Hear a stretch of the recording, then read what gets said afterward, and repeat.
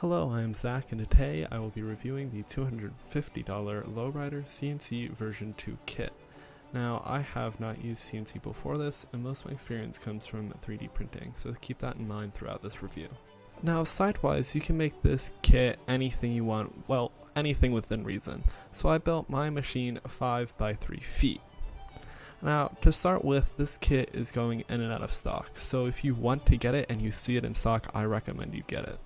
Now, my second real issue is the wood side panels. Now, these are very rarely in stock. I don't believe I've ever really seen them in stock, and even if they are, they're $85 freaking dollars on a kit that's $250. Personally, I believe that is insane.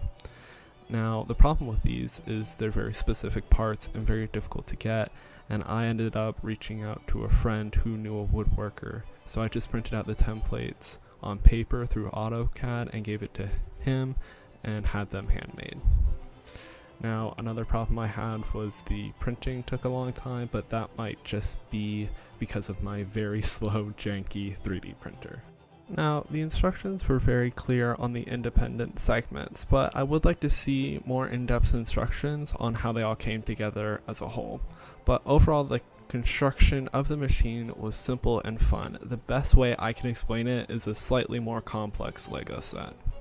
Now, for the table, I did just buy an industrial grade table from Grainger, which cost around $120. I was surprised to see that there was no resource through V1 that led you to a certain table manufacturer, but I believe they just want you to make your own, which kind of makes sense. Also, the stainless steel was expensive, costing around another $120. That's one thing I didn't really think of when I started this project, and something that if you're building it, you should think of. This was also very difficult to find, the stainless steel. I did get it from a place that sold supplies for boats. Now, the router didn't really fit in the wood panel I had made, so I had to shift it back a little bit and had to move the vacuum ducts around, and I had to actually duct tape it a little bit to keep the seal. Now, everything added up adds to the CNC kit being $250, the router being $125, the pipe another $120, and the table $120. This all equals, for the whole shebang, $615. Now, overall, the CNC machine has been working well, and the only problems I have had are on the software side of things. This is because I have the machine hooked up to a Raspberry Pi and control it wirelessly. I can explain how this works in a future video if it is asked for.